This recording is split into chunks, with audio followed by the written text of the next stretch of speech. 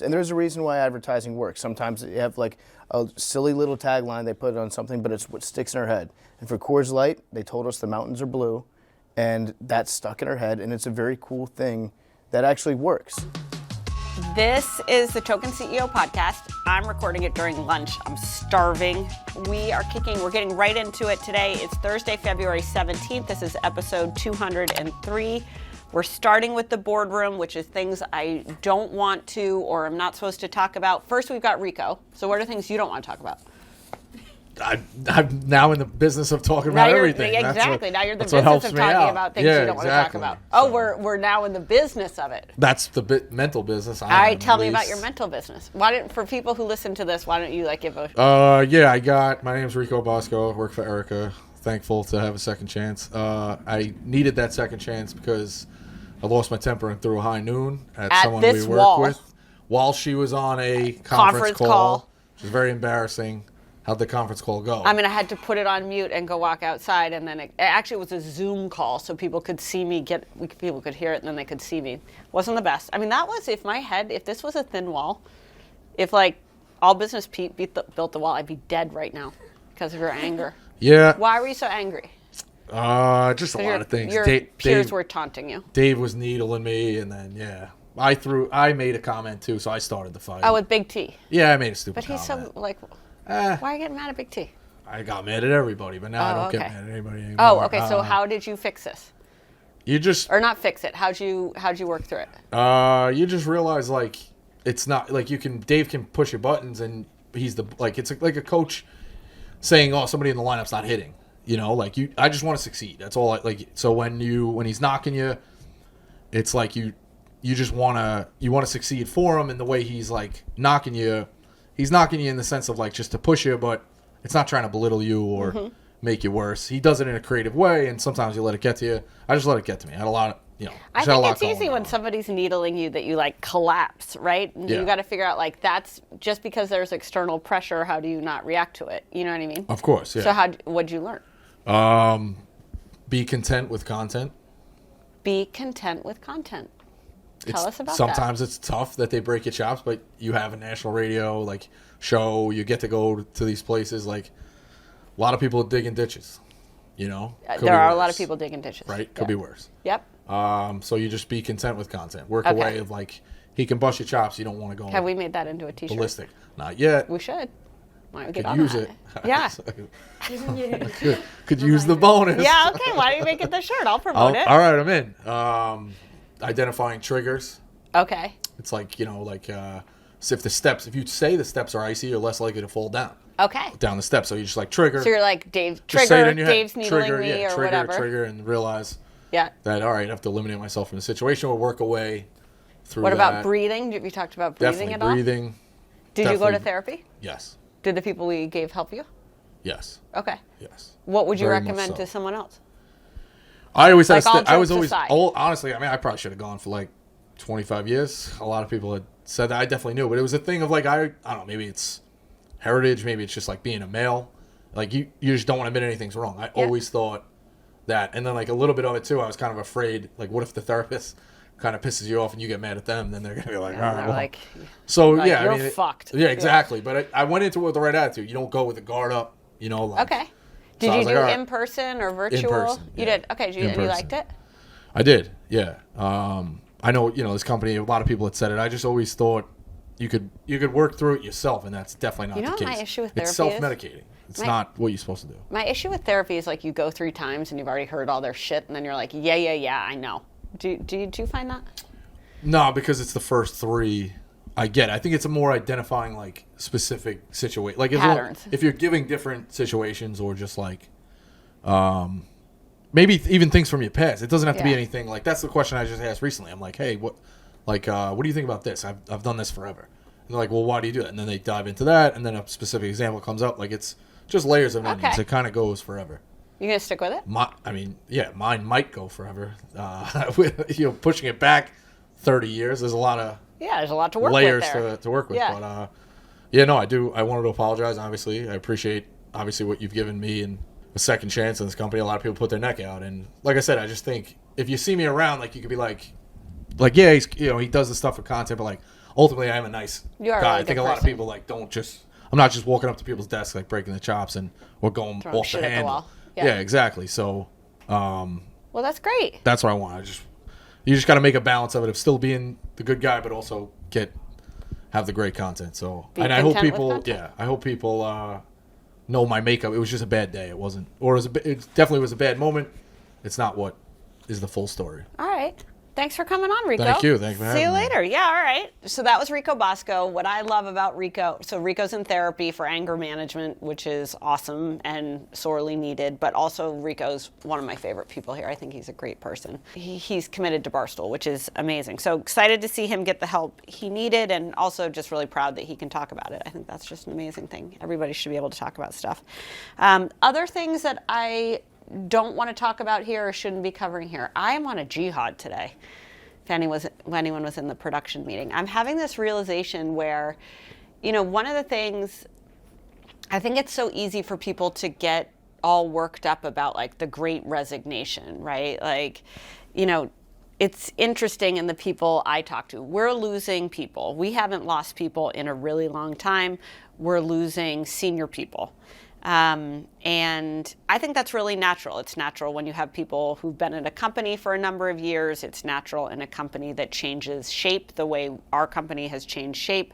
It's natural with the job market right now, which as far as I can tell is just insane. And I also think it's a good sign that people are choosing development, and it's also a really awesome opportunity to think differently about what we're doing and how we're doing it. So I really, at the beginning, was kind of scared by it and just overwhelmed by it. But the more I dig into it, the more I'm actually really energized by this level of change. And the reason I'm energized by it is my favorite thing is working with people who are like doing the stuff in any company, but in particular this company. I think we have incredibly talented people. I also, the other thing I'm realizing is that we had senior management here who was really, really siloed, which I think we had awesome people. I think it's really easy and natural in a company for people to get siloed. And I also think it's really natural after 2 to 3 years that people get not complacent, but you start to do things the way you do things. And that becomes more immovable as time goes on. So today, like the meetings I've had the last 24 hours. So yesterday I showed up at the finance sales meeting, which is a meeting I've never been invited to. And as far as I can tell, it was kind of a tense meeting because there was tension between Wajiha and Deirdre, and there was tension between the finance team and the sales team. And lo and behold, the sales team is 69% to goal. And I was like, oh my God, let's make a fucking 69 joke. Let's have some fun. And what I realized is no one in that meeting ever laughed together. Like they weren't on the same team. It was 2 different teams of people coming at the same thing from different sides and feeling entitled to their part of it, but not connected in solving it, managing it, growing it together. So one is just like humor and levity and just treating people like human beings. The second thing is like, what are the problems that we're having? Our issue right now in sales is we've got this like piece of shit platform called Vinyl, which we put all this effort and emphasis into building. It's our CRM. It's our CRM system, which basically helps us track all of our revenue and all of our clients and how every person on our sales team is pacing towards goal. The salespeople trust Vinyl so little that they run a covert ops in Excel with data around what we're selling. Like, that's so stupid. So instead of spending the last 6 months making Vinyl a better system for us, we've got salespeople running spreadsheets and we've got the finance team believing Vinyl. So it's like, no wonder shit's messed up here. So like, that was a big learning. This morning we had a big production meeting and we had an issue over the course of the last week where we had 2 ads go out in content where no ad should have ever been placed. One was we put Cross Country Mortgage next to a video of Biz jerking off or fake jerking off in a golf cart. Now, I guess that I guess the content of Biz was funny. He's very theatrical in jerking off, as he is with everything, which is great. But who the fuck is thinking that that is a good place to put a mortgage ad? I mean, honestly, like, we just don't use our brain. The other one was, we had an episode of 1 Minute Man. I think Kevin Clancy, who's the host of 1 Minute Man, does some of the best ad reads on the planet, and certainly at Barstool Sports. We had an episode about Nelly's viral sex tape, and we put an IRA commercial in there. Like, nobody is thinking. So I go into the production meeting today, and everyone in production is just so nice. Like, they're just nice, but they're talking around the problem. It's like, we had 2 ads, and they weren't putting good stuff, and sales is pissed off, and the clients are pissed off. And use your head, use common sense. And I am like, what the fuck are we talking about? Like, let's be honest. Both were bad decisions, but the answer isn't, and the responsibility isn't just on the production people who are doing 7,000 things, who are working across too many projects, who have too much responsibility or not enough responsibility. It's like, why don't we have a better flagging system? Like, yes, Grinnell should know to not put a mortgage ad next to Biz jerking off, period, or whoever put that social ad up. But also, like, when we send information to the producers, are we flagging, this is a financial services company, they should not go into anything that's at all racy. And we're not doing that. Or when we have a big client like Cross Country Mortgage or like Alto IRA, are we not briefing the production team and being like, hey, these guys are in the financial services category. This is a big category for us. We're trying to break into the category. We're trying to deliver great ads. But you got to be careful about these guardrails. You can't do this, you can't do that, can't do the other thing. I don't think we're actually doing either one of those things. And the management message in it is like, hey guys, you should have done a better job. You shouldn't have messed up and you should use your head, is like wrong. So I think that the good thing in this is when you peel back layers, or when you enter into change, or change is thrust upon you, you get the opportunity to see actually how things are done. And it gives you the opportunity to empower really smart people to help find new ways of doing things. So I was really excited about that. I then went into this programming meeting that we have, and we're talking about Coach Prime, which is coming up in a couple weeks. And, I love Deion Sanders. I think Deion Sanders is just a phenomenal human being, and he's an electric talent. We created a Hard Knocks show. There were so many people here who spent literally months of their lives in Jackson, Mississippi, busting their ass to produce that show. Like Kelsey Shaver and Dana Beers and all the camera guys. We lost them to Jackson for months. And how awesome was that? Like, we embedded people into an HBCU, into Jackson State University, into a football team with one of the greatest American football players of all time. And we created a documentary series out of it. Like, so proud. That's awesome. We're talking about the promotion of the documentary series like we're ESPN. We don't even talk about what's interesting about the series. And what's interesting about the series is, like, Deion has kind of a personal tragedy in the middle of it. We don't talk about promoting that show or that series in a way that's uniquely Barstool. Like, why is it that was interesting? When I think about Coach Prime, what I think about is we had this kid who worked for us who was running a sneaker scam using Deion's name, who bought a Cadillac Escalade, but yet wrote me that he needed rent money.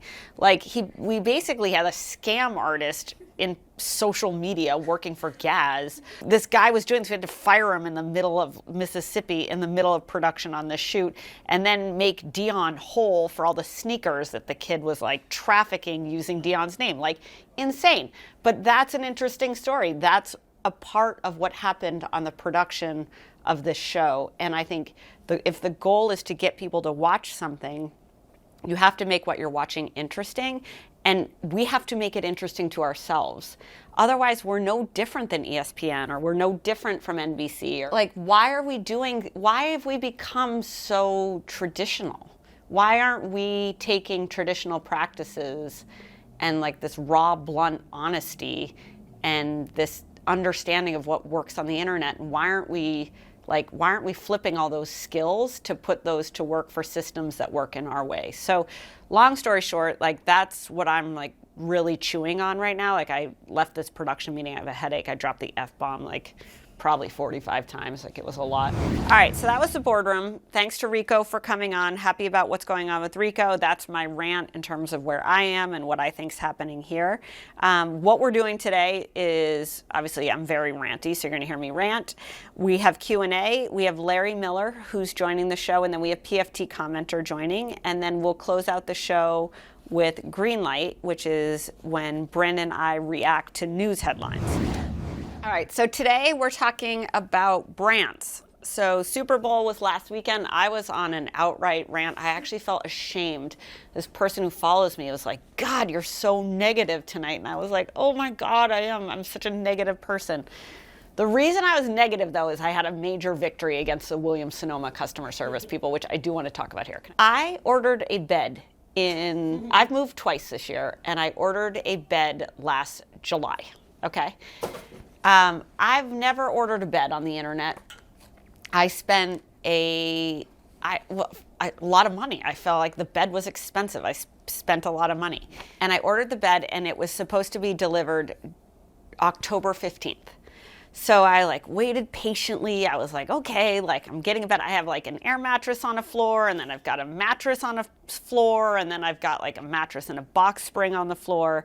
Meanwhile, like I'm in my mid 40s. I have a decent job. Like I try to look presentable at work every day, and I'm literally sleeping on like a mattress on the floor. Like the sheets are spread over. It's terrible. So anyway, so October 15th rolls around. Obviously it's COVID, supply chain, like things not coming. Okay, fine.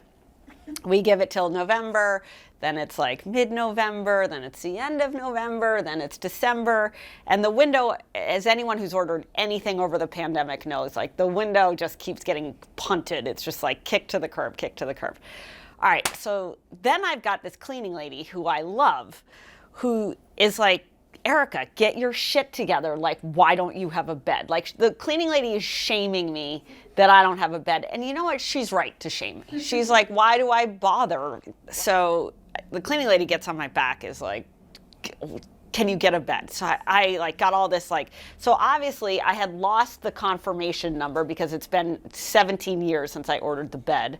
Lost the confirmation number, which means I got to go back into my Gmail, and then I'm just searching like Williams-Sonoma bed. And it's like, then I get every promotional email that I didn't mean to opt into, but I opted into approximately 500 of those. So I can't even find it. Finally, I find the confirmation numbers. During the Super Bowl, I felt like the game was like a titch boring in the beginning. I was hoping for the Bengals, but it wasn't like moving really. So I was like, all right, I'm going to call Williams-Sonoma. I bet no one is calling customer service at Williams-Sonoma right now. Call up Williams-Sonoma, and I was like, hey, I need to cancel the bed. And then the sales rep was like, you can't cancel the bed. Like, it's already in the warehouse, blah, blah, you can't cancel the bed. And then I was like, girl, like with all due respect, just put your manager on the line, because I got like nothing but time and I'm like real fired up. So just put your manager on the phone. Like, I don't need you to subject you to my problems, but you're going to get subjected if you stay on the line. She, to her credit, just holds firm. That was like kind of like the phone was crackly. It wasn't a great connection. She was Southern, which I appreciate. Like she was very kind. Anyway, so I was like, all right, I would like a refund for the bed. Go through that whole negotiation. That takes me approximately like 9 minutes. Finally, she's like, I'll give you a refund minus shipping. So then I was like, but the bed didn't ship to me. And then she's like, yeah, but it shipped, part of it shipped to the warehouse. So it's minus shipping. Again, I was like, girl, like just put the manager on the phone, because I'm going to go ballistic, because I don't understand how you're explaining to me that I should be paying shipping for something that hasn't shipped to me since last July. Like, why would I pay shipping for that? And she was like, no, it's our policy. You pay for shipping. And I was like, I am not fucking paying for shipping. Anyways, long story short, I finally win. I get the victory that shipping gets refunded on my order that never shipped. So while we're talking about brands, and it's a very long-winded segue, I will say that you can erode the value of your brand by having, first of all, it's not the customer service person's fault. That's a shitty job and a tough job. So like, credit to anyone in customer service. I also think that if you want, I went on Williams-Sonoma and I looked at the average price point. So while waiting on hold for like 37 minutes of my life, I went on Williams-Sonoma and I figured out the average cost of everything on the williamssonoma.com website, which is like an average of like $68. So I know that the thousands of dollars I paid for the bed is like a multiple on their average purchase order, which I did relay to the customer service lady. But my biggest thing is if you want to have a brand, don't screw your customer. Asking your customer to pay for shipping when the thing never shipped is just stupid. So in the same way that our production people shouldn't be putting financial services ads next to sex content, shout out Barstool Sports, Williams-Sonoma should be having some type of flag in their system that's like, ooh, this was a high purchase order. Don't dick around with your customer and do the right thing, and therefore you would get the brand loyalty. It's just like American Express. If they were like, oh, no problem, like we'll give it right back to you, then I would have been like, great, I'll order again from Williams-Sonoma. Now I'm like not going to ever order from Williams-Sonoma. Anyways, all right, so I watched the Super Bowl after I was done with Williams-Sonoma, and here were my observations about it. One, love Joe Burrow. Ended up being an awesome football game. Matthew Stafford's incredible. Two is, God, television viewers are old. Everyone was old. The halftime show was amazing. I thought it was incredible. I thought the set design like blew my mind. But like, I couldn't tell if the Super Bowl thinks that older artists are more mature or safer, which is interesting. Two, I felt like all the Super Bowl and the Super Bowl ads played on this nostalgia. Like, it's not targeted to 20-somethings, which I thought was interesting. And then the ads had everyone old. Like, it was just like the has-been parade of brand ambassadors. But it's clearly, you know, every Super Bowl spot cost $6.5 million. So that's just for the commercial airtime on NBC. 2021, the average Super Bowl spot was $5.5 million. So up $1 million per spot in 1 year. Set a record for biggest Super Bowl ever this year. When you think about commercials that were in the big game, I think the question that people have is like, does Paul Rudd make you want to eat Lay's potato chips? Does Lindsay Lohan make you want to go to Planet Fitness? That answer is absolutely not. Like, do you think Lindsay Lohan works out? There's no chance Lindsay Lohan works out. I think what's interesting that's happening with the Super Bowl and in general was the amount of brand ambassadors, the age of the brand ambassadors, and also it was just felt so inauthentic. I think TikTok and Snapchat and Twitter and social media have made things just feel so real. Like when the President of the United States takes to Twitter to like self-promote, to fight with people, to argue things, to negotiate or posture against a position, when you see a commercial that was concocted through a bunch of marketers and produced it just feels off. And I think that's what's missing now is you see personalities selling more than ever, right? Influencers are the single biggest driver of conversion out there. FanDuel spoke actually at the Super Bowl. There was a brand innovator summit, and FanDuel said their influencer channel was their single highest performing channel by like an exponential rate to other channels. So we know that people can sell things, but what's interesting is, and what I actually think is the miss, is that when you looked at the Super Bowl spots, it's not like they had influential people in them. It wasn't full of big people that old people wouldn't really recognize, but who have big followings. Like, why wasn't Josh Richards in a Super Bowl spot? Charlie D'Amelio was in the cute one last year with Boomer, and it was like Boomer, it was a joke on Boomer, but like you didn't even see people from the internet featured in television spots. It's almost like the two things have been cleaved so entirely, and one is flourishing and the other is, you know, you're getting up and walking to the bathroom while it's running, and it costs a really exorbitant amount of money. So the one thing I will say though is that there's no arguing that Super Bowl spots work, right? So Coinbase had one of arguably the best spots in the Super Bowl. Coinbase spent $14 million. Okay, so 60-second spot, they spent $14 million on it outside of production. 20 million people scanned the QR code. The ad had like a dancing QR code everywhere.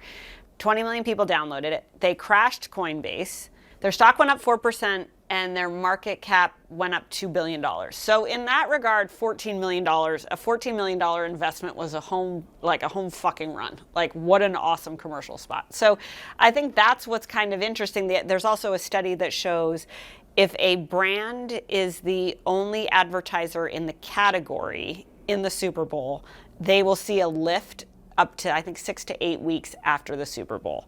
If the brand has a competitor in the Super Bowl in their category, so you're talking like Coors Light and Anheuser-Busch, Coors Light or Bud Light, they see a negative result for the following 6 to 8 weeks. So there's no arguing that scale matters, that impact matters, that there's really nothing in America right now that commands the level of viewership that the Super Bowl gets. That's why NBC can command so much money. That's how the price is increasing year over year. It's just interesting to see how people do it. Okay, so speaking of, so one of the things I felt like in the Super Bowl was that I felt a little bit jealous of like, why aren't we getting a $6.5 million check to bring things to life, which then prompted me to get back into a rant with the production team of like, are we creating $6.5 million ideas? Like, I think that's actually what we as a company have to think about. We're so small still relative to big media conglomerations or big entertainment companies, but sometimes I even feel like we're like spots and dotsing the thing. Like, I had an aneurysm today in a finance meeting where we launched Wood, which is a brand. I love the brand name Wood. I think Wood is a sexy brand. I think the imagery we created around it is awesome. I think it's a product that's like so perfectly targeted to our demo. I think the brand name is right. I think the product looks good. And meanwhile, we are promoting it like we would promote an insurance company or we would promote a widget or a pen. Like, we've literally trafficked spots and dots across Barstool Sports to promote what I would argue is like the coolest grooming brand to come out this year, and a grooming product that actually works and feels great. We advertise for it. On this show, but we kind of treated that launch the way we treated just a standard ad buy. Then go into the meeting with finance and I find out that we're charging ourselves premium rates. So what that means is we're promoting our own product and we're asking ourselves to pay rate card. Rate card is the most expensive price. It's the sell sheet without any discounting. It's the most expensive price for an ad on the network. We're not even giving ourselves a discount because it's our own product. So I'm like, all right, we've got a finance team looking to drive to the bottom line, which I appreciate. That's their job. We have a marketing team that's trying to launch a product. We have a sales team that's selling spots and dots. I'm like, this is fucked up. This is not how we should be launching a brand here. It's no wonder that this thing hasn't taken off the way, frankly, I would like to see it take off. Like, it can take off, but we can't be greedy. We can't be lazy. We can't be mailing it in terms of how we do it. All right, so speaking of Wood, I was supposed to do a Wood ad right now, which is not going to happen because I took the Wood home. So if there's any indication that you should buy this product, I brought it home to use it, which is amazing. Spilled all over my bag. I blame myself for that, not the shampoo. But what's awesome about Wood, we have a shampoo and conditioner. We have all sorts of different scents. Golden Hour is my favorite. There's a deodorant. But my challenge to anyone who's listening to this is the first time we've created anything in the grooming space. We do not actually have anyone from the grooming category that works at this company. I'm starting to think that that's a problem, and that's holding us back in terms of how we think about things. I'm also really thinking about, like, we're kind of middle managing how we do marketing. But if you're listening to this and you have ideas for how we could bring Wood to life in a way that felt more authentic, that felt funnier, that felt more real, my idea this morning was that we should have Wood sponsor the wet wheel, which would be amazing. You have to get wet. You have to be in the shower. Like, what better time to market a shampoo or a conditioner? So if you have an idea, you can go to CVS.com. You can buy Wood. You can only find it at CVS. So shout out to our partners at CVS. And then also hit me up in the DMs or write us or leave us a voicemail or do any of those things and tell us how you would market Wood better than we're marketing Wood ourselves. when I think about growing brands, I want that $6.5 million from Coinbase. I want Coinbase to come to Barstool Sports and have someone like PFT Commenter or Jake from production or Hank or Dan or Kevin Clancy to come up with a wild idea for how we can make Coinbase come to life for 20-somethings in a way that's cool, in a way that's aspirational, in a way that drives traction, in a way that creates long-term engagement. Like, I know we can do that. What I'm actually tying this back to the beginning of this conversation, what I'm really happy about is I think the changes that we're making here are, for the first time in a long time, going to make it possible that we can put those things together for ourselves. So we're going to actually have PFT come on to the show in a little bit and talk about how he thinks about bringing a brand to life, how he thinks about being an influencer, how he thinks about the creative ideas that Barstool, and in his case, his brand, or with Pardon My Take, can bring to life. So welcome to the pod, PFT. Thank How you. you doing? Good. So we are having a conversation about, you obviously watched the Super Bowl. Did you watch the ads? I saw some of them, yeah. Okay. I wasn't able to listen to them as much as I could. I saw Because it was so loud in there. there was the one with the Sopranos in it Yep. for the Chevy Silverado, Yep. and then there was another one that played Electric Avenue on it. Which one was that? Was that the coin? It was another car one. I think it was another car one, yeah. Yep. Okay. Okay, so what we're And there was talking one about. with Miley Cyrus too. Do you love Miley Cyrus? I think she's enormously talented. She is enormously talented. What's your favorite Miley Cyrus song? I love them all. I mean, Love them that's all. You can't love them no, all. it's like trying to ask me which child or which. I mean, it's got to be Party Party in the USA, don't you think? Party in the USA is a good one, yeah. So what I was thinking about in it is that it pisses me off that NBC charged $6.5 million for 30 seconds. Yeah. So the Coinbase ad was a $14 million buy. Imagine if they gave us $14 million. And the thing I felt about the commercials was that they were just so old and so scripted and so fake. And you've starred in so many of the commercials we've made. But I also think, when I think about our personalities bringing brands to life, the way you've done that so authentically and comedically and organically is just really special. So I wanted to just compliment you on that. Thank you. I appreciate it. And then talk a little bit about the mountains are blue. Like, just let's use Coors Light as the example. Well, the mountains are blue. We're very simple guys. You are. And at the end The of the mountains day, are blue. one of the things that separates Coors Light, aside from the fact that it's better tasting, it's less filling, it's the coldest beer on the market, and they also donate money to protect rivers. Yes, for they every do. single time you drink a Coors Light. Aside from all that, the mountains turn blue, and that's important to us. And we're simple people. And when we see a cold beer with a mountain on it that turns blue, we get excited when we see it. I mean, believe it or not, we have a small little reptile brain somewhere deep inside. Men here. in general, or the Pardon My Take crew?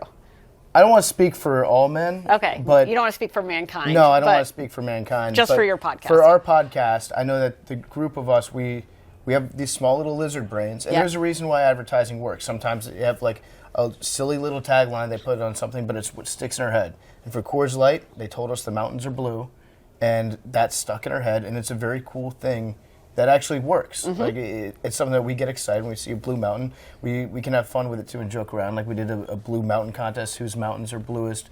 Jake was giving us Pantone colors that he was checking on on Photoshop to see the exact level of blue that certain mountains were when the beer was cold. Which mountains were the bluest? I think I had the record Blue Mountains, but I put a filter on it. Oh, so you did? Okay. I cheated. I used PEDs for. That's for okay. mine. That's fine. But you're like a Russian ice skater. Exactly. Yeah. It was a long time ago. Yeah. So it's one of those things that it helps when it's a brand that we can work with organically, Yeah. that we actually like.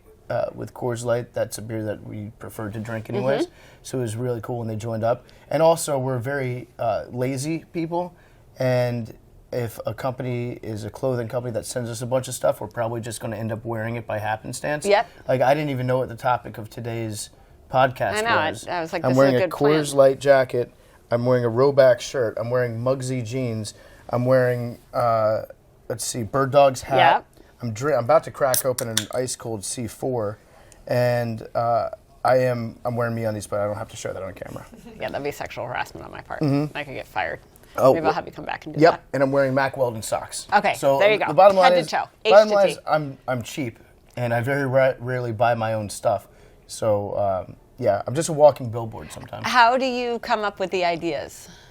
Like, is it like late night bouncing it around? Like, one of the things, like, I just got out of a meeting with the salespeople, and then I was meeting with the account managers, and I'm like, I think you can't be systematic with creativity, right? Like, part of it is just like lizard brains really marveling that the can turns blue. Yeah. You know what I mean? Which I feel, But to me, kind of, it seems like one of the drivers. Yeah, but when you just highlight that, and it's something it's a talking point that we can use. It's it's centered. It's a small thing, but also it's a very true thing, and it's just a way for us, like it's an entry alleyway, point. entry point for us to be able to talk about it. And with a lot of the companies, I think the thing is, we're going to have a lot of sponsors that come in and out, and the ones that have like if there's a part of a sponsorship that we already find ourselves playing in that world, then it's much easier for us to just go ahead and like throw ourselves into it and adopt it. We can't do it for every single brand that advertises. It just wouldn't be really true or fair or exciting if we pretended to get like really amped up about tires all the time. Yeah, that's right. Now that said, if a tire company wants to sponsor You'll me, get really amped. I'm willing to talk. I'm willing to discuss it. But we don't drive. We don't have cars right now. Yeah. So it would be tough for us to be like, I love Bridgestone tires. But for a company that we do use, like I wear these jeans almost every day. I wear MeUndies every single day that I'm not wearing Bird Dogs, which I'm wearing right now. And as for Coors Light, like this jacket that I'm wearing right now is like the vintage Beer Wolf era Coors Light that we helped to convince them to bring back. Yeah. So it's Beer Wolf is a great brand name. It is. It's amazing. Yeah. Have you seen the actual Beer Wolf though? No. The Coors Light Beer Wolf. It was back in the '80s, I think, or late '70s. It was a competitor for Spuds McKinsey. That Oh, Bud Light, really? Bud Light was like, Sure. we have our beer dog, and Coors Light was like, fuck you, ours is a wolf. And the Beer Wolf was just, as far as I could tell, a big, like fuzzy mascot that liked to wear trucker hats and drink beer. Huh. And Spud kind of killed him. exactly. So me and Billy were really pushing Coors Light to bring back the Beer Wolf, which they Is did. this the Beer Wolf? Let's see, no. Oh, yeah. Yeah, that's the Beer Wolf right there. That's him. Oh, See let's him? zoom in. See him? Oh, wow, look at him. Yeah, that's him. He's right there. But yeah, there are certain companies that we work with that we naturally enjoy. Yeah. And we've also found that if we just go full into something, if we go over the top into one of these companies that's sponsoring us, it can be funny. We can always find a joke to make about whatever we're doing. And sometimes the joke itself is how big of sellouts we are for this company. Tell about when you had people whisper into the dealer's ears. Oh, yeah. With Chevy. So we were talking about the Chevy Silverado, and it's tough for us to act like we're truck guys sometimes because obviously we live in New York City right now. We don't drive trucks. I used to drive a truck, but I wouldn't say that like being big, strong, tough truck guys is a central ethos of our podcast. Yeah. If anything, we would make fun of ourselves or we would make fun of somebody for being like, I drive a truck to my construction site twice a day and I'm always throwing dusty 2x4s into it. I'm Dennis Leary and welcome to Truck. Yeah, that's right. Yeah. That's not who we are. So when Chevy came to us, we were first of all really excited to be working with a car company because that's a big deal. That was a watershed moment. And we thought, what can we do with Chevy? Well, number one, the Lowman Trophy is perfect for him because being a fullback and being a truck are very similar things in life. And so that was a natural integration we had right there. But when we were talking about the actual purchasing of the Chevy, we just kind of like went freeform one day and we were talking about, okay, can we offer them? Is there a promo code that we have for the Chevy? Like as a joke, because we knew that there would There's not no be. discount code on They're a not going to car. offer you Yeah. like a $10,000 discount if you. Code if you- PMT. yeah, exactly. So I think Big Cat said, I asked him, I was like, Big Cat, what's the promo code take on that one? And he was like, no, that's, you just have to say it when you're at the dealership. You have to just tell them Part of My Take sent me, and they'll give you $100 off. And we made sure at the time to be like, this might not work, but I bet you if you're coming down to negotiation and you're going to buy a give truck, you the $100. they'll give you the $100 Totally. off if you just say Part of My Take. And then the old truck salesperson in me, because I used to sell used cars back in the day, kicked in, and I was like, tell you what, this was what I used to always do this to a customer. I'd be like, and we'll throw in a full tank of gas. We'll top off the gas tank for you on your way out. And that would close deals sometimes. Yeah. And people would be like, yeah, just get me out the door or whatever. Yeah. So then we'd say, okay, you get $100 off, and they'll fill the tank up for you. And then Big Cat added in, and a cup of coffee as well at the dealership. Naturally, yeah. So so we just started saying that, and then the dealer group started to call corporate, and they were like, yeah. So I think more than just a handful of people. I'd say I've seen tweets from probably 9 or 10 people that have straight up bought a Silverado because of us. Mm-hmm. And I'm sure that there might be a couple more out there, but when they send us a tweet and they're like, I used promo code TAKE at the dealership and got a free tank of gas and $100 off. And a cup of coffee. It's like, holy shit, maybe some people This out works. there are actually buying Silverados It's because amazing. of our little podcast. I loved it when so Billy and PFT drove to the Super Bowl, and so from New York to LA, and people sending videos of you driving on the highway was one of the most heartwarming. I mean, it was amazing. It was an incredible ad integration for them. I was surprised. Which they did not pay for, but whatever. I saw that in the email and I was like, oh crap, did we screw that up because we ended up giving... No, you didn't screw that up. We actually, Black Rifle, who we owe a massive apology to, sponsored that. Did you know that? Yeah. Okay, so I think we trafficked the ads slightly late. Wasn't like really clear. Or I think that's not on you. That's on me. Okay.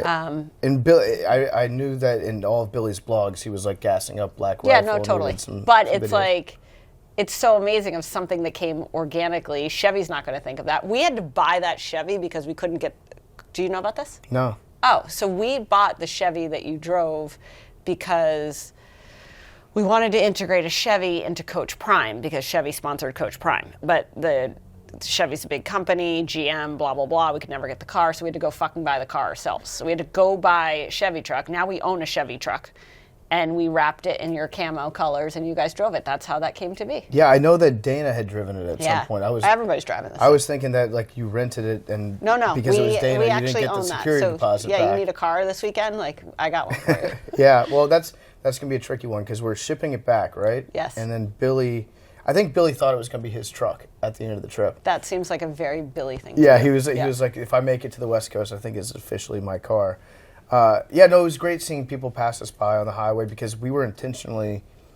This is something that I've learned. Actually, Big Cat taught me this not long after I started Barstool. When you're out somewhere and you want to post where you are, or if you have a great meal and you want to thank whatever restaurant that you've just been to, you have to stagger a little bit. So you wait about 30, 45 minutes after you leave, and then you post the picture so that no one can ever really get a beat on you. You know exactly where you are. You're always one step ahead of the law. Exactly. So...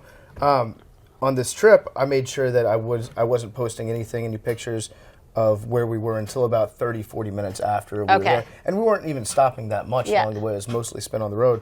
But a few cars managed to find us on the road as we were just driving west the entire time and like pull up next to us, honk at us. This one person had, thank you for your service, Billy, painted on her car. And then PFT has no eyes painted on their window. It was cool to see the folks out there come out and support us along the way. But that's just the effect you can create. Like, that's what's so amazing about you guys. Like, that's where I'm like, hey, Paul Rudd is great. Like, I think when people see Paul Rudd in his Mercedes driving, they're like, oh, there's Paul Rudd. But they're not motivated to be like, where are your eyes, Paul Rudd? Right, if you wear sunglasses, you know? Yeah, there's an element of, part of my take, we feel like very connected with our audience, that we're not so similar, or so different, from them. They're not so different from us. Yep. And so there's a little bit of us and them, and so if we find something when that you we see like, each other, it's... They kind of trust it. It's like there's a relation. It's like getting recommended a product. Yeah.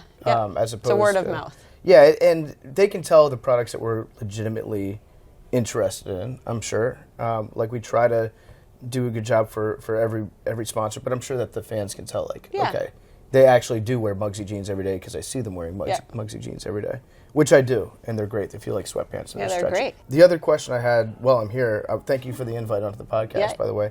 Bubba has not gotten, and he's the only person on Part of My Take that hasn't been invited onto the podcast yet. That's not true. Liam has not been on here. Oh, I'd love to have Liam on. Well, you haven't invited him yet. Shit, is he pissed? He is, yeah.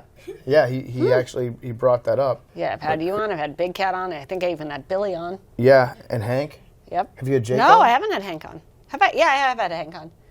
I haven't had Jake on either. Okay. All right, well, let's get a little bit more inclusive here, shall we? Yeah. I mean, Hank's our number one girl boss on our podcast. I mean, Hank is the best. If you were to rank the girl bosses on Part of My Take, Hank's number one. Hank, #1 girl boss. Hank I feel like Big put his Cat's kind of a girl stiletto- boss, don't you? Is he? I don't know. I don't know. He is a girl dad. Yeah. No, he's kind of a girl boss. He's got some He girl gets sensitive when you talk about how fat he is. That's like kind of a girl boss characteristic. when he's hungry, he gets He gets a little hangry. snippy. Yeah. He gets hangry. I hate that. Do you get hangry? I do get hangry. Really? Well, no, I get what's the word for being hungry but I get hizzy. Oh, you get hizzy? I get hizzy. Yeah. Oh, I could see that about you. You don't seem like the hangry type I don't get to mad. me. I just like walk down the hallway and I'm like, then you're like a I little feel like I'm gonna loopy. fall. I get vertigo. Yeah. You get vertigo. Are you going to get another dog? I will eventually. I don't know when that time's going to be. Okay. Because I still feel like too soon. Yep. And if you have a dog that's with you for a long time, it's Yeah. like it's a painful process that you have to deal with and get over. But like when I think about Leroy now, I'm happy.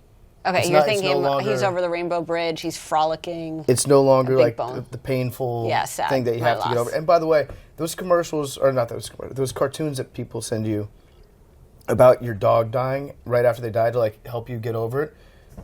I appreciate people doing that, but they're the saddest things Yeah, that I've they're ever so seen. sad. There's one where the dog's like, "Was I a good boy to St. Peter?" And St. Peter's like, "You were the best boy."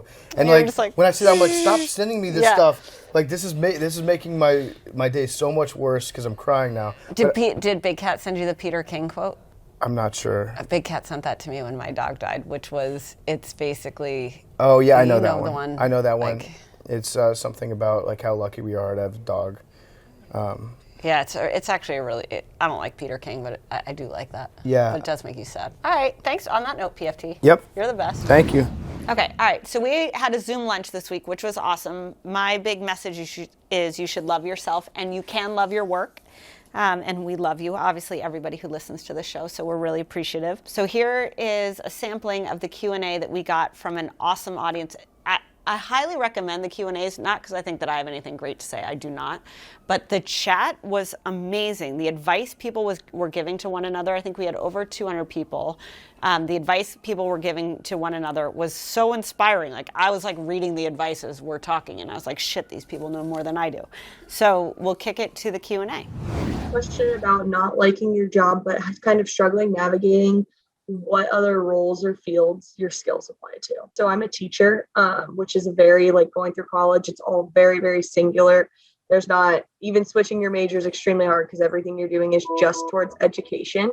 So I guess my question is what would you recommend with navigating, trying to figure out where your skills apply to in other businesses and other categories? You know, I think I think you have to have a vision for like what other sector, or category or type of job you want. Personally, like, all right, let's just pretending I was a teacher, learning and development and human resources is like, it's in such demand right now. So what you would need is, how to do the teaching bit. You need to understand the industry, you need to understand the sector, and you need to get some experience. If you look at Rachel's just looking at me, Rachel was a teacher before she came to Barstool Sports. I didn't even know what Rachel did during the day. I really didn't care. I just thought she was funny on social media and she'd be a good rep for the voice we were trying to create. So I think for anybody, if you're trying to make a change, is like there's got to be something in your job that can be relevant somewhere else. But you also can't, you can't buy your own bullshit. You have to be like, what am I missing and how do I get that thing? And I think that's really important. Second question I had in this section is, how do you advocate for yourself in a productive way when you disagree with a decision your boss has made? This is actually a really good question, and I would love advice on this as well. My 2 cents in terms of how I've handled this, which is disagreement is incredible and positive. Insubordination can be really ugly and not bode well for you in your career. So one thing that I think is important, we have a person here at Barstool, when he disagrees with what he's been told to do or not do or stop doing, he just yeses you and then continues to do it. So I would not recommend that. I find that highly irritating. I think most people find that irritating. I think the second piece of it is, when you disagree, be sure that you're disagreeing in a way that's obviously respectful and obviously constructive, but also in the manner in which you can be most fulsome about your point of view. So, if someone here has a disagreement with someone else here, I think some people do better in having like a verbal argument or a verbal conversation. Other people do a better job of laying all their thoughts down in an email or on paper. Other people feel most prepared when they make a presentation. I think the one place where disagreements get really foul is when they just go back and forth in email and they're passive. Like, we have people who do this here. I think they do it everywhere. It drives me fucking nuts. So I think the passive, I disagree with you in email, but we just let it hang in the air, is really unproductive. I think the best thing is to share why you disagree, to make your point that backs up your point of view and your rationale for that, to have a dialogue after you've given that information. And then depending on what's happened, you have to live with the decision. But I don't think that if let's say your boss chose the wrong route and they have to change course, then it gives you the opportunity to say, hey, I've noticed that this is perhaps not going the way we thought it would. Use the word we deliberately. And, would you be comfortable if we gave my route a try? Let's talk about Felix Gray. I've got Felix Gray glasses. They are awesome. They're blue light, so they protect my eyes from all the time I'm staring at the screen and looking at what our finance team is doing. I'm loving being part of the finance team. I just want to share that as an aside. I feel at home in the finance team. We have a great finance team. Anyways, 5 years ago, Felix Gray created glasses. I guess I should leave these on, but they're really for when I'm looking at my screen. They're blue light, so they're blue light protection. So when you spend all your days looking at your phone or staring at your screen or Googling over your iPad, they protect your eyes. It can spare you from getting headaches. It reduces eye strain. I think they look great. This is the lychee color, which I love. If you go to felixgrayglasses.com/token, that's FELIXGRAY glasses.com/token, you can get free shipping and free returns and free exchanges. So that's felixgrayglasses.com/token. This episode, we have a conversation with Larry Miller. Larry Miller was a really inspiring person to talk to. He's written a book called Jump, which is his personal story. He was in a gang in his teens. He murdered someone while he was in a gang. He then went to prison, got an education at Temple University coming out of prison, moved that into having a career in accounting. He worked at Campbell's Soup. He worked at a bunch of other companies, worked his way up to being in charge of and now the chairman of the Jordan brand. So pretty extraordinary career, an amazing career for someone who had such a big secret and who came from such humble or frankly like a disadvantaged beginning. So we have a conversation with Larry Miller about the Jordan brand. What does the Jordan brand mean? How did Michael Jordan and Nike build that brand? And how does he think about his brand having, in his 60s for the first time acknowledge the journey that he's been on. And in my opinion, that's exactly it, which is the real story behind things is now the only story that people want. And yes, when you're Nike and you're spending hundreds of millions or billions of dollars on growing a sneaker brand with an iconic logo, there's a real power to that. And yes, to the Super Bowl, when you have 100 million people watching one thing at one time, you can create impact with that. What I think is changing in branding is that what people want is the real story. And it's those real stories that are going to resonate long term. All right. So Larry, what does the chairman of the Jordan brand do? That seems like a very big job. Well, for years I was the president of the Jordan brand and ran all the day-to-day operations and responsible for the whole total business. About 2.5 years ago, we decided to create an advisory board for the Jordan brand, and I moved into the role of chairman, which means that I'm still involved, but I'm not responsible for all the day-to-day. Oh, so you just elevated yourself right out of the minutia, and you're like, I'll just make the really big decisions. That's kind of comes down to that. And but it's great for me because it allows me to still stay involved with the brand, still be able to have some impact and some input in the decisions that are made. But like I said, I'm kind of over the day-to-day responsibilities for Yeah, running a business. absolutely. What's it been like? What's your career at Nike been like? It's been amazing. Nike is an incredible company. I've had the opportunity to work with some amazing people while there. I feel like, the things that I've been a part of and been involved in are just amazing. When I look at the impact of the Jordan brand and, what we've been able to create there, it just amazes me when I look at like, wow, we now, for example, I remember we were trying to get one Jordan store in the U.S., in New York. Now we've got them all over the globe. Yeah. And so it's been amazing to me to just see and have a part in how incredible the brand has done over the past few years. Incredible. It's the Jordan logo is, what would you say, like a top 10, maybe top 5 most recognized logo in the world, don't you think? I agree. I mean, I've been all over the world and have seen that logo in just incredible places, and people respond to it and react to it the same. And I think for most people, it represents a sense of excellence. I mean, you have heard people say the Michael Jordan of, the Michael Jordan of this, the Michael Jordan of that, and to me, it's a sign of excellence. Yeah. And I think that's what the brand represents. Yeah, it's so interesting. I was going to ask you the question of what do you think the brand stands for? Like, what do you think that logo stands for? And I agree with you. I think it stands for excellence. I also think it stands for just like the stretching, like his arm on the ball is like there's something very powerful, but there's also something very aspirational in your stretching. Like absolutely. And just Absolutely. the leg spread, and it's like, how do you describe that?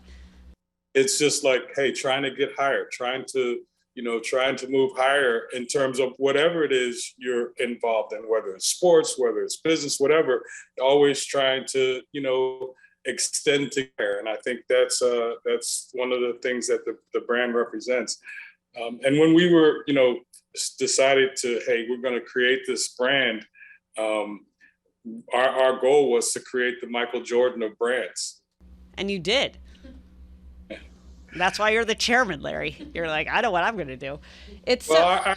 I had a part in it, but it was really an incredible team effort. I mean, the people that we work with, MJ has been incredibly involved in this from day one. And, his input, I feel like his input is our secret sauce because he knows, how he wants his brand representing him. And I think that's one of the things that has inspired us and kind of pushed us. And he has no problem saying, no, that doesn't work, or yes, this is on point. And I think that's been a great advantage for us. I don't know if you can answer this, Larry, but how do you, and then we'll get into your story, which I think is incredible, but how do you when you have a brand that stands for excellence and aspiration and aiming higher, and when MJ has faltered, because he's human and everybody falters, how do you reconcile those two things? Or how have you had to confront that or manage that? Well, fortunately, there haven't been many issues to deal with when it comes to MJ. I think, his career, his life, there are things that pop up like sure. you said for folks, but I think there hasn't been anything there hasn't been anything that's truly tarnished the brand and who he is as a person and what he brought both on and off the basketball court.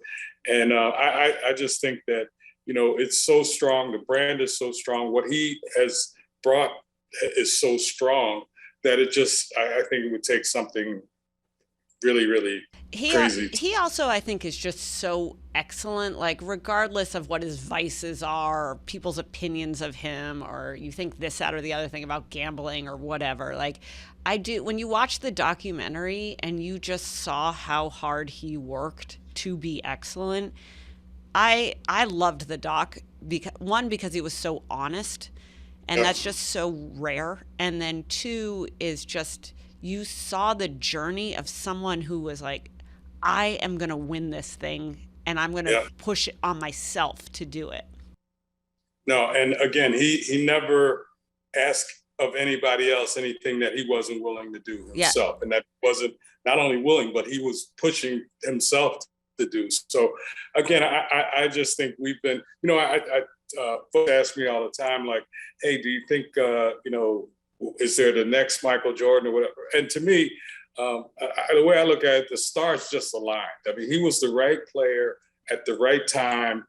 Nike was the right company. The Bulls were the right team. It just all kind of came together. And, I don't know if we'll see that again, but I'm thrilled that I was able to be a part of it. Yeah, absolutely. What an inspiring life. I used to work with LeBron James when I worked at Microsoft in the early 2000s. And there was a gentleman from Nike who was, I feel like his name was Len. I can't remember. Len Merritt. He is an awesome person. One of the most regal people I have ever met. He would walk into the stadium and he was just regal and so classy. But what I was so impressed with was LeBron was young. LeBron was 19 maybe at the time, 18, 19.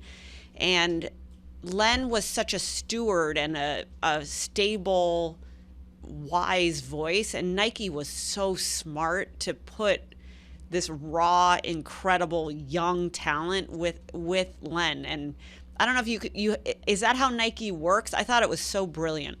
Yeah, no, there's a person by the name of Howard White, and Howard has been at Nike for well over 30 plus years.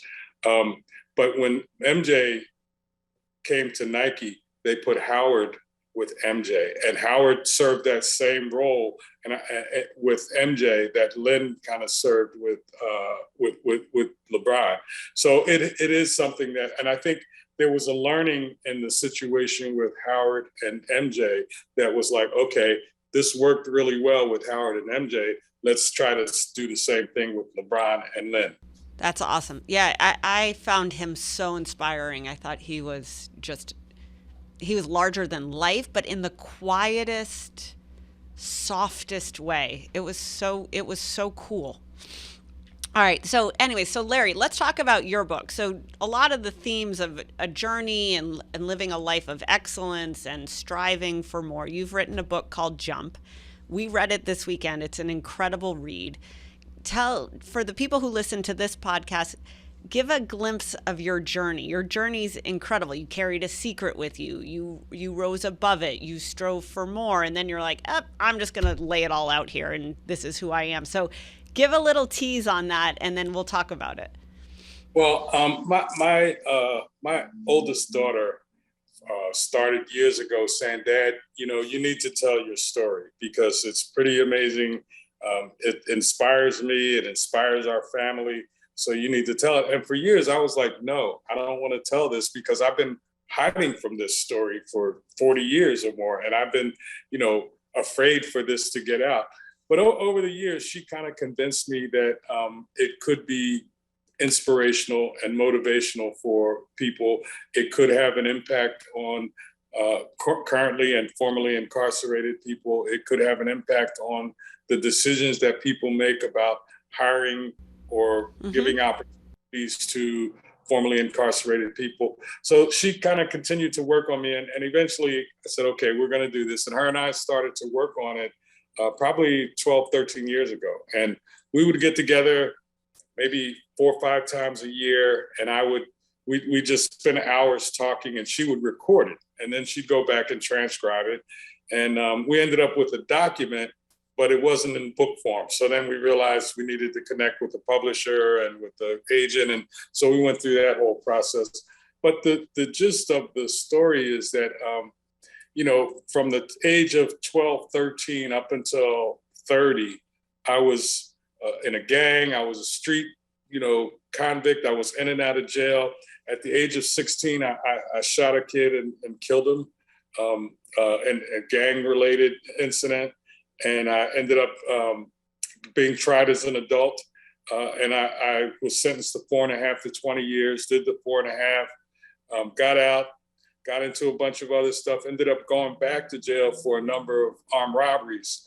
And while I was there that time, they had a program. It was an educational release program where you had to take a certain number of college classes inside the jail, and then you could qualify to move into this program where you actually lived in these trailers outside the jail, and you could leave every day and go to school and just come back.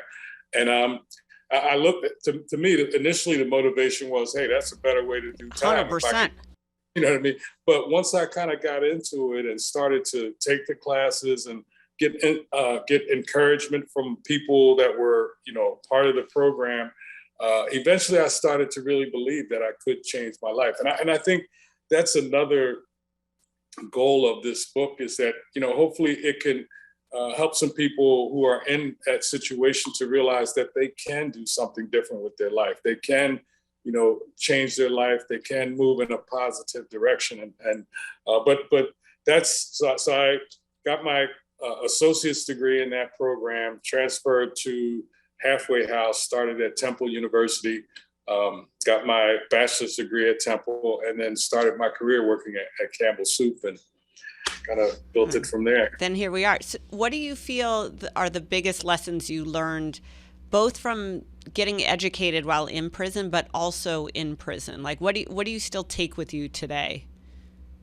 I think, again, I kind of touched on it, but I think the one thing that really changed for me was to really start to believe that, I talk about changing people's perception of formerly incarcerated people, but it starts with changing the perception of yourself as a person in that situation, and really starting to believe that you can change your life. You can, because, I know for years, and a lot of folks in that situation don't really think that they have the option to do anything else. I've got a record, nothing's going to work for me, so I may as well just go out and do the same thing that I've done and end up right back. And I think for me, the biggest thing that I was able to take away was that I was able to change that self-perception. Yeah, and also the belief that you deserve it. Like, you deserve every opportunity. I think that we have a podcast here called $1 Million Worth of Game. Do you know Wallow and Gilly? I know Wallow very well. Okay, yeah. Wallow to me is one of, if not the most inspiring people who I have in my orbit. His optimism is so boundless, and what he has taken from prison into his life and the way he makes every day count, I think is just staggering. Like, Wallow makes you better because you see how much Wallow loves and appreciates his life. And prison, I don't think it was a gift, but I actually think Wallow would make the most of his life if he was like in an anthill in, some strange on Mars. But what I really love about Wallow and Gilly, and also your story, is that, you know what? Wallow deserves every piece of success that Wallow gets. And so do you, and so do so many people who have been through something terrible or did something terrible, repented for it, like served time, faced loss, faced discrimination, and then built back up. Like, that to me, we're in such a society of like take down and tear down, and nobody's perfect, and you said this wrong and you did that the wrong way, and you shouldn't have done this. And to see people like you and Wallow who are inspiring other people to believe that they're worth success and that they deserve a great life, no matter whatever shape or form that takes, I think is really incredible. It's funny you say, maybe didn't want to go to jail, but to me, it was a blessing in disguise. The last time I went to jail changed my life. And, I was talking to somebody the other day. I was like, I would have never said, hey, I think I'm going to go to jail and, get an education. Yeah, and it's all going to be good when I get out. But the reality is, it was a blessing in disguise. And it was something that I would never have kind of chosen to go, but being there really changed my life. And now, as a matter of fact, I was texting with Wallow this morning, and you're right. His enthusiasm for life and just sharing the insights and the stories. He's amazing at it. Yeah, he's so great. He's a marketing machine. He's just like a rainbow of sunshine. But what I also love about your stories, you're so accomplished. And I really appreciate that you had a burden that you carried with you during all of this success, and that, conventional wisdom probably would have said, hey, Larry, leave it alone. Like, you've made it this far. Like, why bring up the bad stuff? And I think it takes courage to own who you are, like who you are in total. Mistakes, failures, shortcomings, flaws, and also all the great stuff, and that you realize the whole thing goes together. And then I'll actually ask a question here, Larry, but I'm a horrible interviewer. No. But the other piece of it is early in the book, or, let's say halfway through the book, you talk about your first job interview, and you talk about you make it to the last round, and then you come clean and you're like, hey, like, here's my truth. I was incarcerated. I spent time in jail. And the hiring manager is like, look, dude, I can't do it. I can't hire you. I can't touch this. And that put you into silence for all of the jobs that followed thereafter. Talk a little bit about that experience, because I think people struggle with that, whether you spent time in jail, you have a shortcoming, you failed out of college and didn't actually graduate. People have all sorts of stuff that they want to talk about, but they hide because they are afraid they're going to get judged and they won't get opportunity from it. So talk a little bit about that experience. Yeah, it was, so graduating from Temple at the time, it was what was referred to as the Big 8 accounting firms. And, my undergraduate degree is in accounting, and everybody's focus was on getting hired by one of the Big 8. And so I ended up final interview, and I get down to, and the whole day, I'm, going through the whole day, talking to people, and the whole day I'm thinking, should I say something? Should I say something? Should I say something? Finally, I get to the last guy who's like the hiring manager. He's the one that's gonna like, hey, this is it. And I sat there, and finally I was like, you know what? I'm gonna share. So I start talking to him about my past, and as I'm talking to him, I could see his face change, and I could feel like, okay, this is not going how I hoped it would go. But I continued to talk. And then finally, when I was done, he said, wow, that's an amazing story, and I'm sure you're going to do good. And he reached in his pocket and he pulled out an envelope, and he said, I have an offer letter here all ready to give you, but I can't give it to you now. He said, I can't take that chance, and, I'm sure you'll do fine.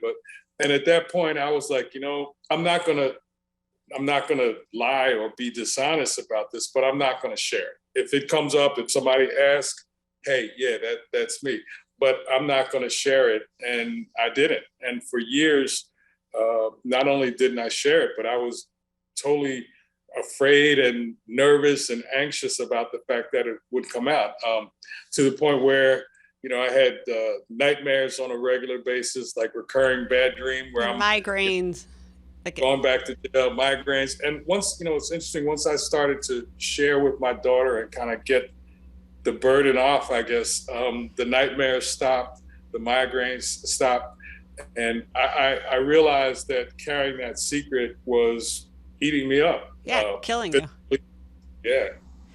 There's a great Bob Marley song, "The True to Myself." Do you know this song by Bob Marley? I love this song. But there's a great line in it that I listen to all the time that says, if you don't deal with it, it'll just kill you little by little. And that, I really think that that's true.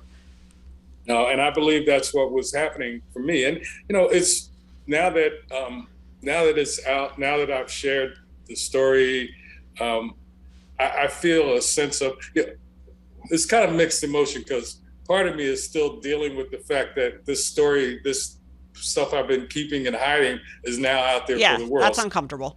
That's a little bit of an adjustment for me as well. But the other side of that is, it's a relief. It's like a freeing feeling where I don't have to hide who I am anymore, or I don't have to hide my past. And I think the thing that's been rewarding for me is the support and encouragement that I've gotten from so many people that know me now, people that are like, hey, I know who you are today. Doesn't matter who you were back then. I know who you are today. And I think that's been really rewarding and encouraging to me, that there have been so many friends and people that have just been like, wait, wow, I know who you are today, and I'm encouraged. And, it's the encouragement and support has made me feel like I've done the right thing by sharing this story. Yeah, that's right. It's that you've owned your life, and your character is your character. Yeah, you made a mistake. You did bad shit, but, you also owned it. You paid for it. Right. Okay, Larry, we're going to switch gears. I'm going to ask you 5 questions. Are you ready? I'm ready. All right. So, Larry, first 30 minutes of your morning, what do they look like? First 30 minutes of my morning, I'm actually going through my phone, basically, and finding out what's going on, getting updated on what's happened overnight or what happened that I wasn't aware of. Just really kind of figuring out and finding out what's going on in the world, as I start my day. Okay, I like that. Are you a coffee guy? Tea.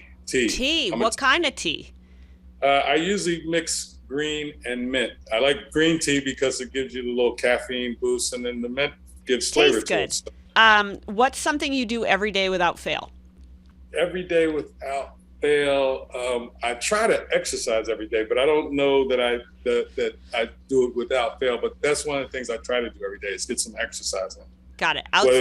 Whether it's Peloton or walk or run, or I learned how to swim some years back, so I try to do that when I can. Oh, that's cool. How old were you when you learned how to swim? It was probably about 10 or 15 years. I was late 50s, early 60s when I learned how to swim. How old are you, Larry? 72. No way. You look great. Am I allowed to say that? You look great, Larry. I would have said you're 60. It's okay. You're allowed to say that. All right, Larry, you look great. Good for you. I love that. That's the best thing ever. All right, Larry, thank you so much. This was awesome. You're so inspiring. Everyone here can find Larry's book called Jump, His Secret Journey from the Streets to the Boardroom. I'm assuming that's wherever books are sold. Yes. Great. Yes. How do people follow you? I'm one of these folks who has not been very involved in social media, but Jump the Book. So Jump the Book is our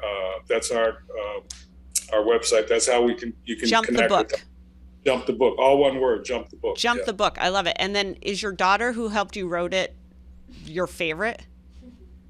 No, I can't. I mean, I don't know what your other kids say. No, I love all my kids equally.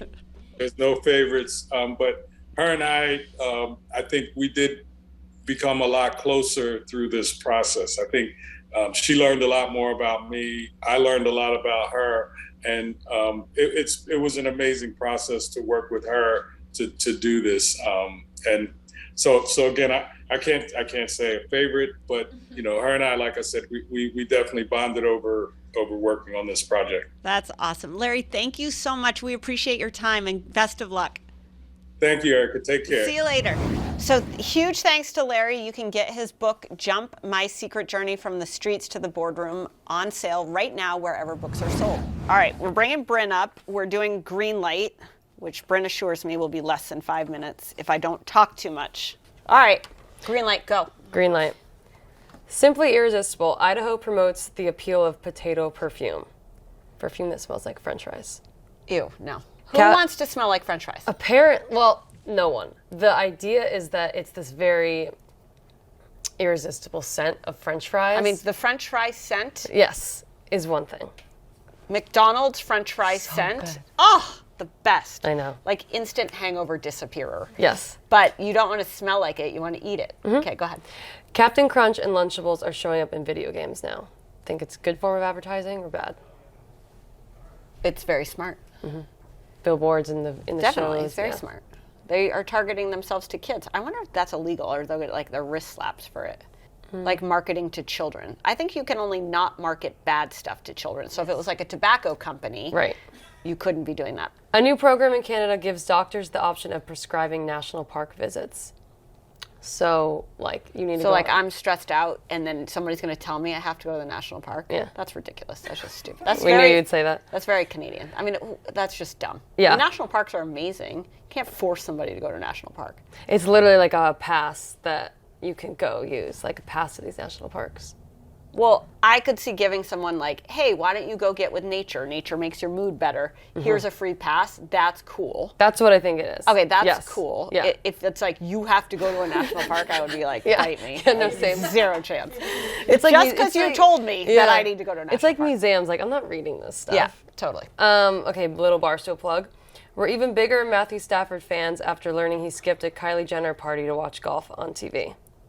So Matthew Stafford's wife went on KFC radio, and this blew up, and she was like, we're neighbors with Kylie Jenner now, and he wouldn't come over to her barbecue because he wanted to watch golf. I saw that. We blogged it. I feel like we blogged it this weekend. I don't care about that. Okay. He shouldn't, I don't care about It's like, that. yeah.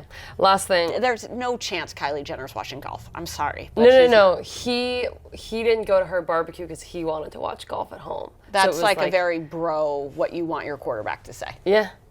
Last one. I want to get your thought on it. MoviePass is officially coming back. Movie Pass. Do you remember MoviePass? No. What's Movie Pass? It was the subscription service. You paid $10 a month and could go see unlimited movies, and it totally failed. Because nobody wanted to go see the movies?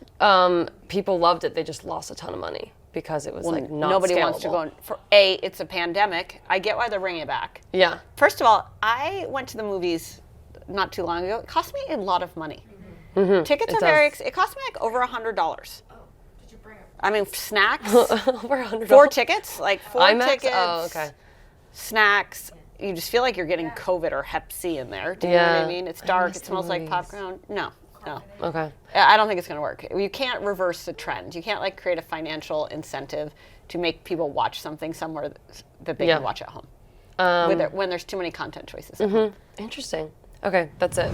Okay, that's it for today's episode. Thanks for listening to all the rambling and the rants. This is going to be a good one. I have new social handles, so you can follow me at Erika on Instagram. Shout out Paul Gulzinski. Although I'll tell you, now that I have Erika as a handle, the spam I get is holy shit. Really? I'm inundated with spam.